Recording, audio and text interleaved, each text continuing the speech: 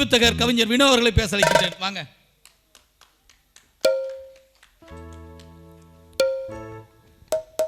தமிழுக்கும் தமிழால் இணைந்த உங்கள் அனைவருக்கும் இனிய வணக்கம். சங்க காலத்தை சார்ந்த பாரி 7 வள்ளல்களில் ஒருவர். எங்கள் பக்கம் தீர்ப்பை சொல்ல போகிற நடுவர் பெருந்தகை பாரி அவர்கள் எங்களுக்கான வள்ளல் என்று இதற்கு பின் அழைக்கப்படுவார். மகாத்மா காந்திக்கு பிறகு சத்தியம் காத்த உத்தமர் ஹரிச்சந்திரனுக்கு பிறகு உண்மையை மட்டுமே, நேர்மையை மட்டுமே, வாய்மையை மட்டுமே சொல்ல போகிற, சொல்லி கொண்டிருக்கிற எங்கள் அணியை சார்ந்த நல்லாசிரியர் முனைவர் ராசேந்திர சோழன் ஐயா அவர்களே, ஆன்மீக பேச்சாளர் கவிஞர் தீபா அம்மா அவர்களே, சுடராய் நின்று எங்களுக்கு இறுதியாய் பேசி சிறப்பாய் விளங்கக்கூடிய ஆன்மீக சுடர் ராஜகுமார் ஐயா அவர்களே, என்னதான் எங்கள் பக்கம் நாங்கள் நேரையாவும் சொன்னாலும் எதிரி பக்கம் பார்த்தீங்கன்னா பேச்சு புயல், பேரில் மெய் சீனிவாசன் என்று வைத்துக்கொண்டு பேசுறதெல்லாம் நடுவருக்கே தெரிஞ்சிருக்கு. அடுத்ததாக இருக்கிறவங்க பார்த்தீங்கன்னா செம்மொழி வேந்தர் சகோதரர் எப்பயுமே ரொம்ப நேர்மையானவர், நல்ல ஒரு கல்வியாளர், நிறைய சேவைகள் செஞ்சுட்டு இருக்காரு, மரம் நடுறது இந்த மாதிரி நிறைய பண்ணிட்டு இருக்காரு. ஆனால் சேர்க்கு சரியில்லைங்க பாருங்க, இதுவும் நடுவர் சரியா சொல்றாரு.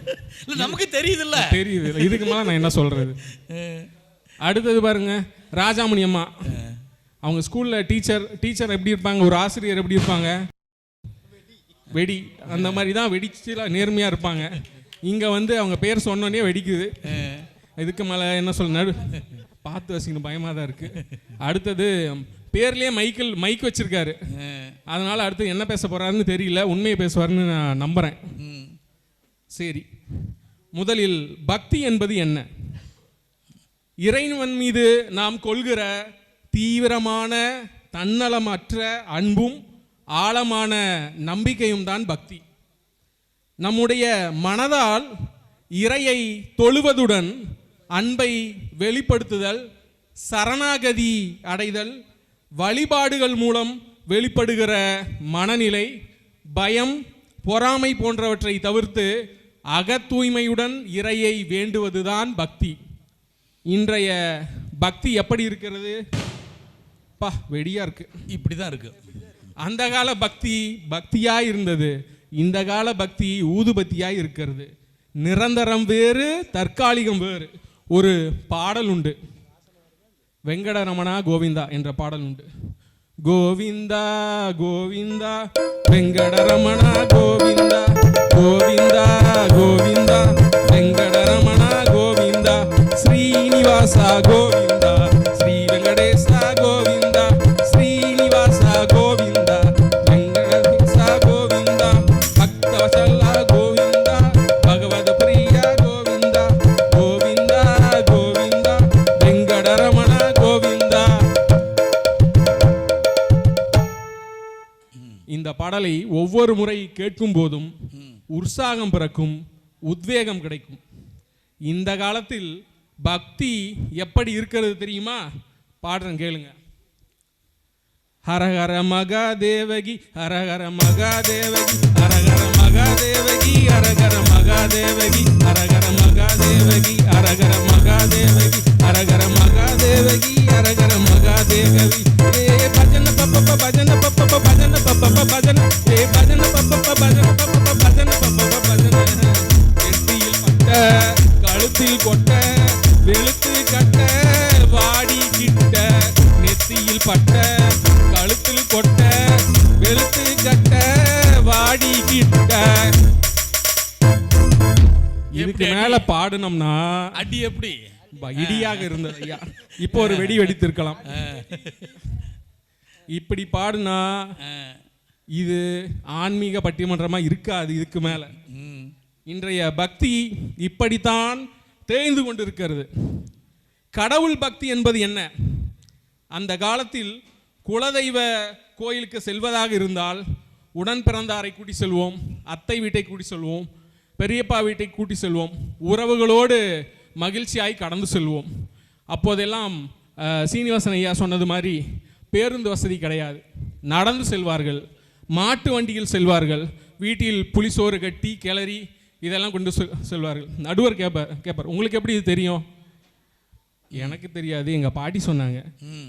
அதில் ஒரு உண்மை இருந்தது. சொந்த பந்தத்தை எல்லாம் கூட்டிட்டு சுகமாக போனது அந்த கால பக்தி. இந்த கால பக்தி எப்படி இருக்குது தெரியுமா? அப்பா அம்மாட்ட சொல்லுவாங்க, அத்தை வீட்டை கூப்பிட வேணாம், கூப்பிட்டா செலவாகும், செலவானா கூட பரவாயில்ல, வந்ததுக்கப்புறம் பெரியப்பா வீடு அந்த வீடு இப்படி சொன்னாங்க, இந்த வீடு அப்படி சொன்னாங்கன்னு வத்து மேலே வத்தி வைப்பாங்க. பாதிக்கப்பட்ட ஒருத்தர் பாருங்க, அவர் ரொம்ப பாதிக்கப்பட்டிருக்காரு போல. அது கூட பரவாயில்ல. இப்போ அக்கா கை தட்டுவாங்க பாருங்க, அத்தை புடவையும் அம்மா புடவையும் பார்த்துக்கிட்டு, உன் புடவை ரொம்ப பெரிய பார்டராக இருக்கு, என் புடவை ரொம்ப சின்ன பார்டராக இருக்கு, அந்த வேலை எப்படி இருக்கும், இந்த கலர் எப்படி இருக்கு, நீ பச்சை கலர் போட்டு வரியா சிவப்பு கலர் போட்டு வரியா? புடவையில தான் இருக்கும் அவங்களுடைய பக்தி, கடவுளை கும்புறதுல இருக்காது. அந்த மாதிரி தான் புறத்தோற்றத்தை மட்டுமே பெரிதாக சிங்காரித்து உதட்டளவில் இறையை வணங்குவது இந்த காலம்.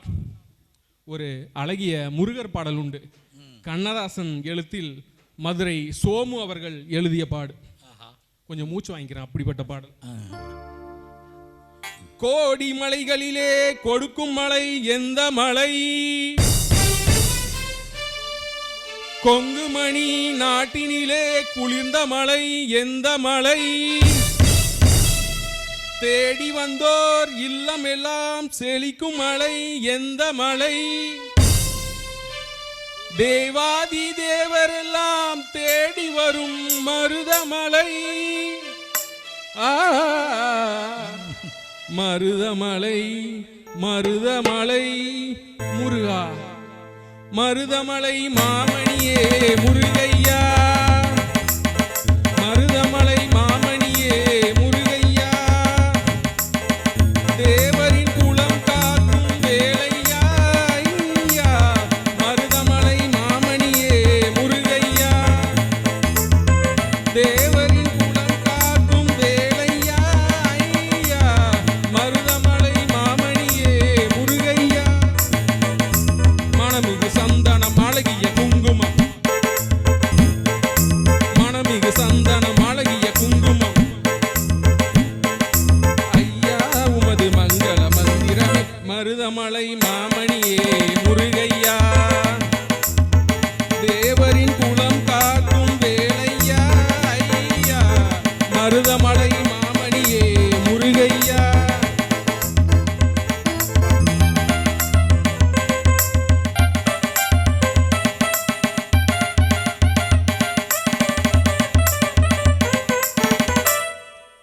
எப்படி ஆனாலும் அசாத்தி தைரியங்க, மதுரை சோமு பாட்டை பாட முயற்சி பண்றீங்க பாருங்க. எப்படிப்பட்ட பக்தியுடன் இந்த பாடலை நாம் ரசித்து ரசித்து கொண்டாடினோம். இன்றைய கால பக்தியினர் இந்த பாடலை எப்படி மாற்றி இருக்கின்றனர்?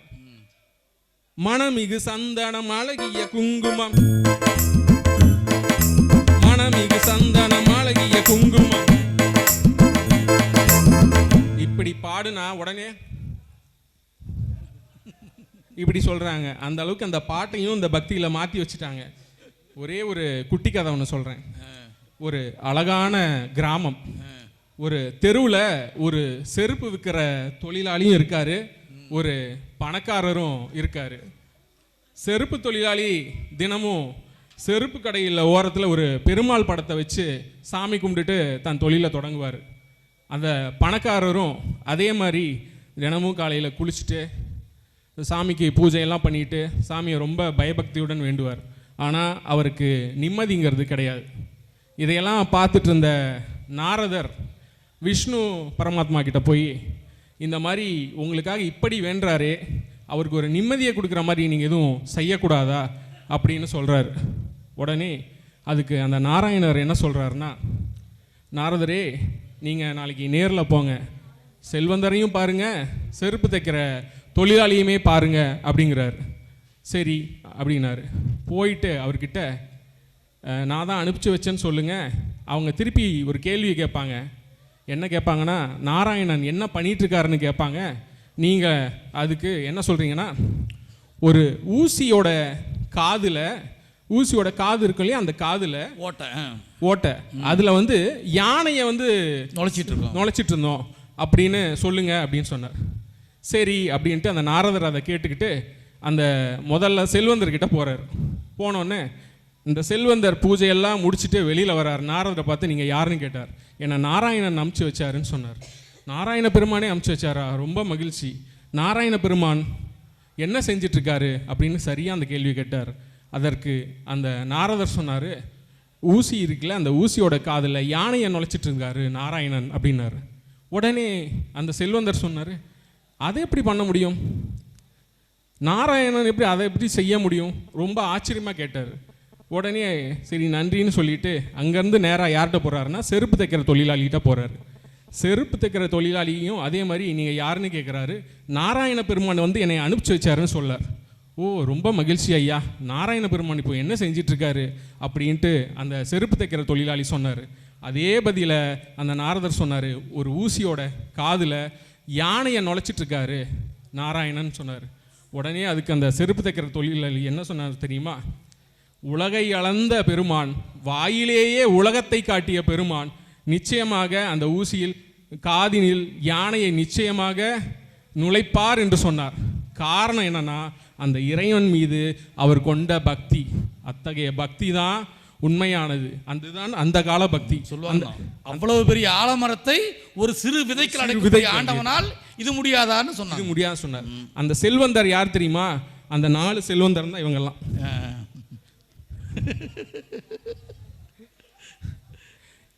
அது மட்டும் கிடையாது.